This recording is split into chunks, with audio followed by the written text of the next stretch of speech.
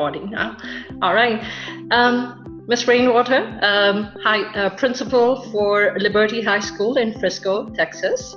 Thank you so much for being a part of my show.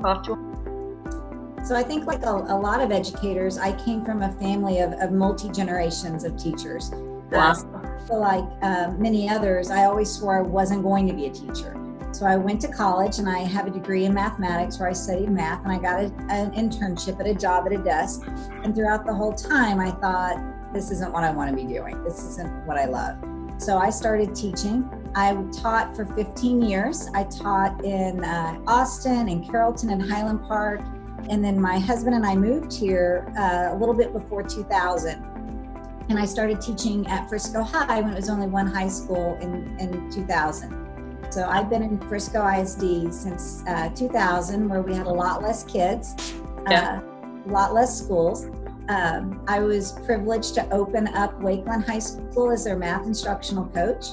So I got to experience that. And then I have been at Liberty now the past 9 years. Wow. So you are surrounded by children, and this is a very different generation. How does it feel you to manage so many children? And these are just so many different relationships that you form. What does this mean to you? Like, I certainly think I have the best job in the world, that I'm the luckiest person. I get to see hundreds and thousands of teenagers grow up to become young adults. Mm-hmm. And that is an awesome responsibility. And it is such a privilege to watch them develop. And if anyone out there has kids that are in college or older, you think back to how they acted when they were 13, 14, and how they are 18, 19, 20. That growth is amazing. That maturity level, that self-discovery, that self-reflection as they're trying to figure out who they are and what they're going and what they want to be. It is just an awesome responsibility. So I think working with teenagers, one, helps keep me young, right? It helps me remember a little bit of what's out there. But it certainly helps me remember that we are here to make life better for everyone. And part of that is having our kids being responsible and helping them learn how to be good citizens and how to take care of each other. Now, one of our mottos here at Liberty High School is work hard and be nice. And I think it's one of those things that we really push, is that we want our kids to grow up and be not only productive community members, but kind to those around them, and to be here in those formative years when they're talking to you about their first girlfriend or their colleges that they're looking in, or they come back when they want you to meet the woman they want to marry or anything like that. Those are amazing experiences that I think people outside of education are totally missing out on.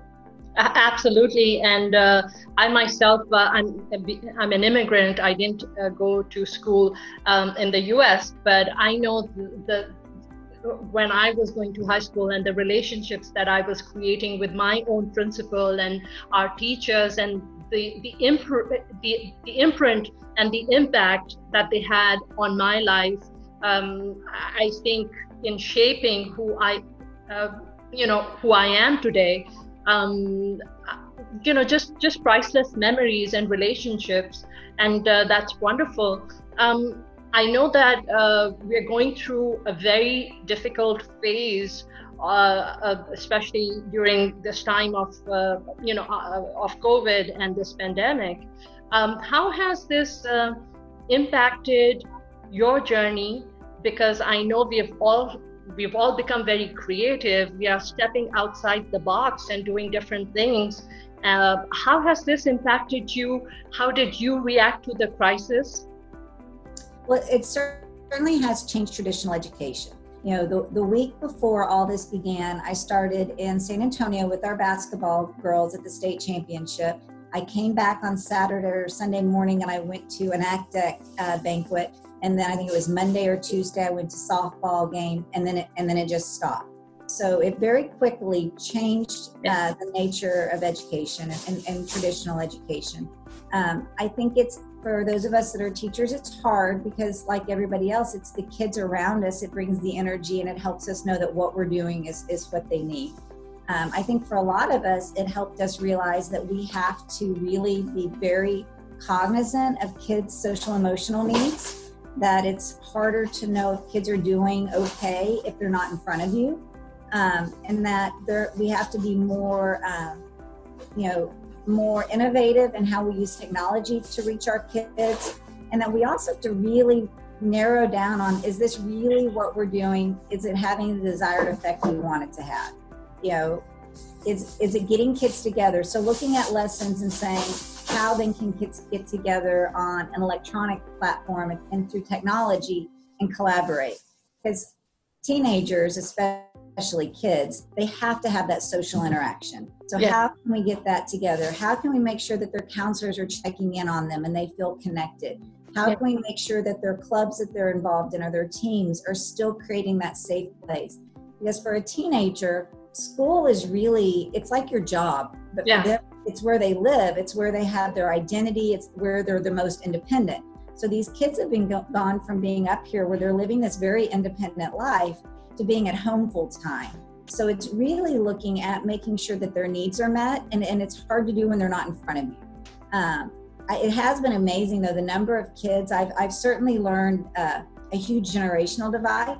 My grandparents were happy if they got a letter from each other and they'd hold it and read it. And my generation, we wanted to talk on the phone, right? I'd spend hours at night hiding on a phone from my parents, using the one line we had.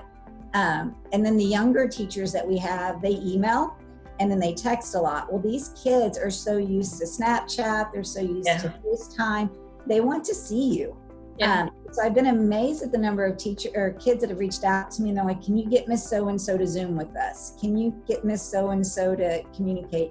So what I found is, where we worry about what we look like when we're online or when we're talking, they don't care. They just want to see the people they care about.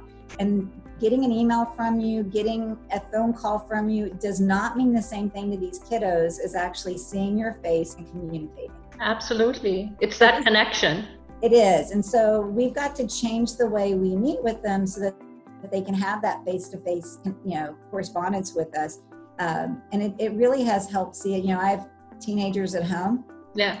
And they do the same thing, and I always make fun of them. Like, I can text them 30 times and they ignore it. But the minute it's a Snapchat with a picture, they're immediately, it's that understanding that this is a different generation. And even though they're surrounded by technology, we have to embrace the way they're communicating. I think it's just this time. Our kids, because mine is in your school in 9th grade, and I have an older one. We've seen our kids go through a phase that we had to really adjust to, this world of social media. And now with this pandemic, kids at home, we are home, there's just this major adjustment that we've had to go through, psychologically, emotionally. I know that for me, I think this time has had a healing element. That distance that had been created between me and my children. We have been working on building our relationship, trying to understand each other, communicating better. Every week we have created where we are sitting together at dinner.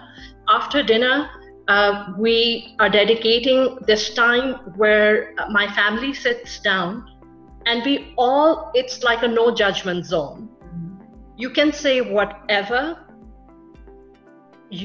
language you're using, whatever form, whatever words you need to use to express whatever it is that is built up inside of you. If I've hurt my child, or if my child is hurting a sibling, we open up and we share everything. It's just like no judgment. So, you kind of shrug it all off, and you're like, okay, tell me what it is, and I'm going to sit here and I'm going to take it. And then when it's my turn to speak, I'll give feedback. So there's no interruption. Each person gets to speak, share. It's helping us heal and bond and communicate better. It's just helping our relationship. Well, and certainly teenagers they're at a phase in their life where they're having to learn how to communicate. teenagers often don't know. That's that path between being a child and adult. Yeah. And for parents, it's hard for us because we have to go from punishing them to guiding them. When they're little, you have all this structure in place. They don't hurt themselves or make decisions that might hurt them. And then they get older and we have to start letting them make those bad decisions, but helping them learn how to work through it. And that if you make bad decisions, I'm still here for you. And that you can turn to me. So it definitely is something, that the kids, when they're here at school, we work on, that you're going to make mistakes. That's part of being a human. We're all going to make mistakes. Yes. It's just learning how to reach out for others for help in those mistakes.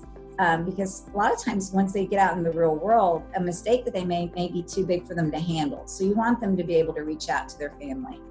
Yeah, support system.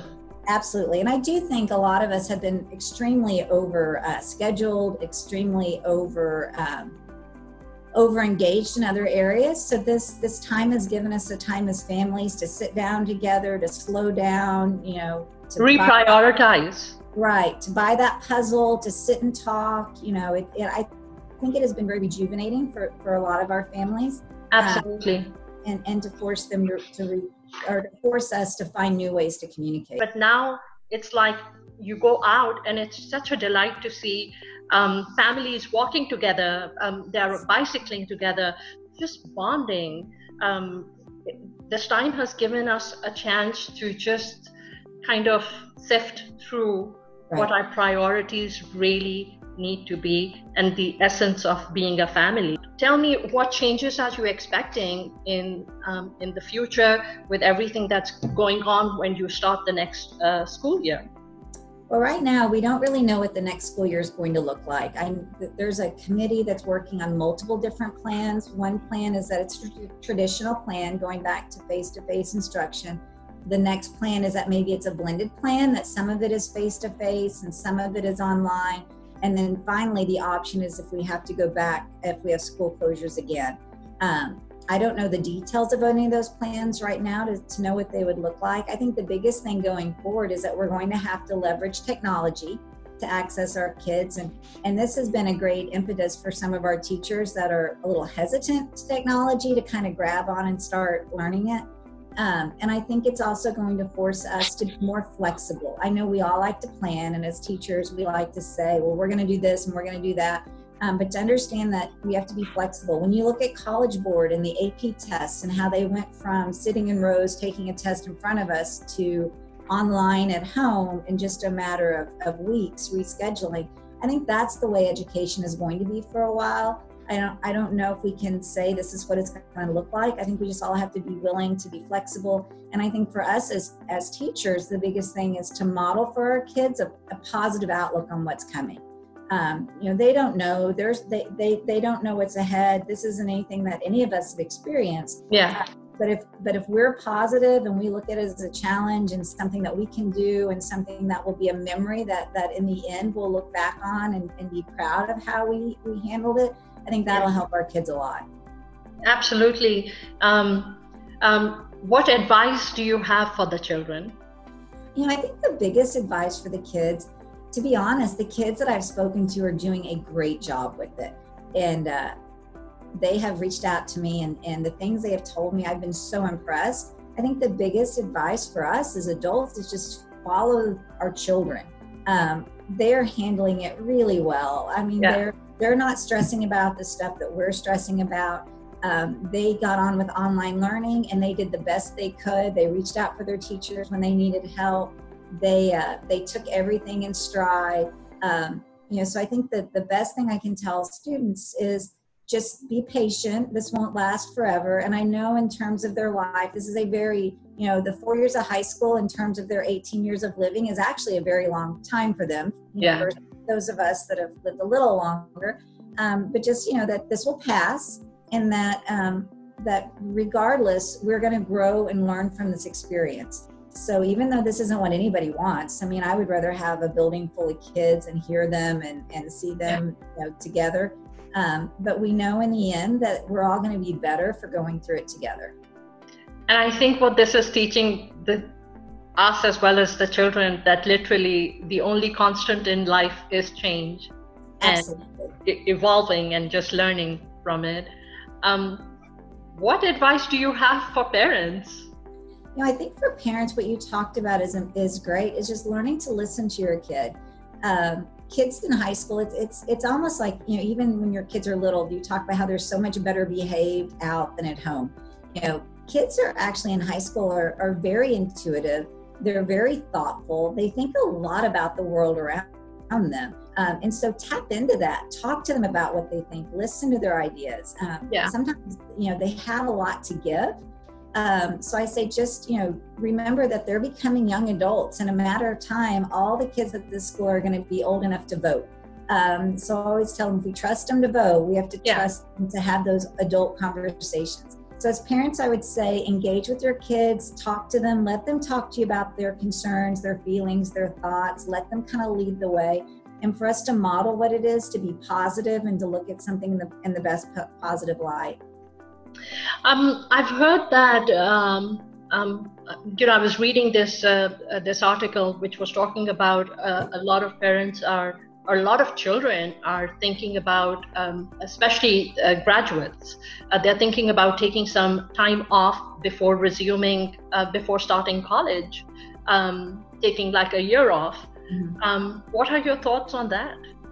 Well, you know, some kids love a gap year. They love a year to work and get a job. They love a year to go and explore and travel. So we've always had kids that have participated in gap years. And for some of them, it's given them maturity they need. For some of them, it's given them a more worldwide view. I think it just depends on the kid. I know my own kid is a freshman in college, and I don't know if she'd had a year off, how easily she would have been to jumpstart back in. But I've seen kids that have taken a year off to do other things that have just done amazing things. And that year of maturity, that year of seeing the world a little bit differently, really. Just to breathe. Right. Just to catch up with life. And because it's a difficult time for children. It is. You know, just like you said, after spending so many years being in school and just kind of, you know, sitting there and just discovering yourself and whatever it is that you want to pursue in life. How do you expect the future of education to change, or what do you think? How do you think it's going to change? You know, the brick and mortar, the going to college. Do you have any thoughts? You know, I think we had already started to see more of a blended approach to learning. You know, we're working at the high school level here to go into one-to-one, where all students will have a Chromebook assigned to them. Next year, all of our freshmen were already scheduled to receive a Chromebook. We've also got our new classes through Rail, where kids can take classes online, and teachers are starting to use that as well to help kids that are struggling in different areas. So I think these closures, these changes are going to require our teachers to really look at innovative ways to use technology where kids are really plugged in. And that doesn't necessarily mean emailing a worksheet to the kids and the kids logging on and watching Khan Academy and filling it out. It's looking at really unique ways where kids can collaborate on a social media site, on any other site, to really get that assistance that they need and work forward. I think the other thing that we look at with this moving forward is it's going to have us rethink what is success in high school. You know, kids have been so motivated by grades. Grades have been our motivating factor, and the desire to be in the top 10% and take the hardest classes, and you know, and looking at really is that important. You know, and everybody has their own support structure of what is important in high school and what's not. It's as families sitting down and defining what is success for us. Yeah. Some families, success is going off to the Ivy League school after they graduate. For some families, it's, you know, my kid takes a year and travels. You know, what is success? And I think a lot of us really have to sit down. I think some of us we're defining success by other people and not by the kids in front of us. So taking a moment, getting to really know your kid. You know, if a kid is going off and has dreams of being a engineer, then maybe they don't need all these life sciences. You know, really talking to them about what interests them. Because I think before, where a lot of our kids got caught up in, I've got to take all these classes to be competitive for college. I've got to take all of this. When really I'm hoping that they'll take things that really interest them. and that teachers will create new dynamic ways that if we are closed, that they're still able to collaborate and work together and get a lot of support. I think the pandemic has really tested, people like yourself who are in this leadership role on the front line, medical workers, how everyone is being so amazing and being so creative and rediscovering their own abilities and rediscovering their own profession. And I do think it's been, the definite positive of this is teachers have been able to see how much these kids really miss them. It's sometimes you're so busy teaching that you forget how important you are in their lives. Yeah. And I think even for the kids, I remember when we were picking up cap and gowns, we had a senior and he drove up and, putting his gown in, and he's like, I never thought that I would say I really, really miss being at school.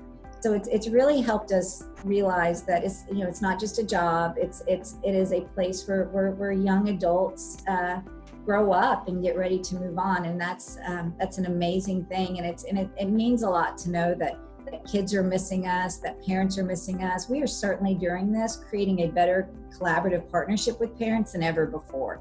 Yeah. I think, as parents, I know I as a parent have more respect for what my teachers have done with my kids. I think that we certainly feel more comfortable reaching out to our teachers if we need help. I definitely think that it's helped bridge the gap for some parents, because it's hard in high school. A lot of times your kid says, I've got it, Mom, don't call, don't embarrass me, it's all good. So I think a lot of our teachers and our parents have been able to create better bonds, because it really is a partnership with the community. So this has really helped, even though we're a big town and we've gone from one high school to multiple high schools, it still is a small community within our school. A parting word for the children and what you feel you have taken from these past few months and the changes that it's brought in your life as a mother, in your life as an educator, and what you feel is different now, and what you would like these children to take forward in their life with them. I think the big thing to take forward in your life is just the realization that, life can change in a minute. You on Monday can think your life is going to look like something, and on Tuesday it looks like something else. And a lot of times those changes are completely out of your control. Really, the only thing we can control is how we embrace those changes. And it's okay if you have to take a minute and get angry. It's okay if you've got to cry, however you need to process that change. But the point is, as humans, we keep going. We evolve, we change, we grow. And so just let the kids know that as adults, it's hard for us too. We're making changes, but that next year, even though next year may look different, it may look the same, it may look different, it's still going to be school, and it's still going to be your school, and it's still your community that you're a part of. Some kids might need, there might be mental health issues, they might need counseling, they might need someone to talk to. Have any service or any words for them, some place that they can tap into where they can find help for themselves? Absolutely. Our counseling department reaches out to kids constantly on their counseling corner. They have a lot of resources. We also have student support coordinators or counselors on campus that work with our kids. I know that they've got some SEL lessons going out this summer on the online platform. Just the biggest thing is, if you're struggling, reach out. For kids whose friends are struggling, like we've got a lot of students that reach out to us. The Stop It app is there. If you put something in the Stop It app, we read those and we pass them along to the next person, so that there's always a safe way kids can reach out to us. They can reach out to us in a way that is non-judgmental, but that if you're a friend of someone who's struggling, if you're struggling, all you have to do is reach out and as soon, and we also sometimes hear it from teachers. Teachers will say, I think so-and-so is struggling at home, and we reach out. But just know that even though you're not at school, liberty is not defined by the walls around us. So even if you're at home, you're still a part of us. And if you're struggling, we will do everything that we can to get the help that you need so that you're in a better place. And And there's no shame in wanting help. There's no shame in being concerned about your friends. Really, your friends are the best predictor.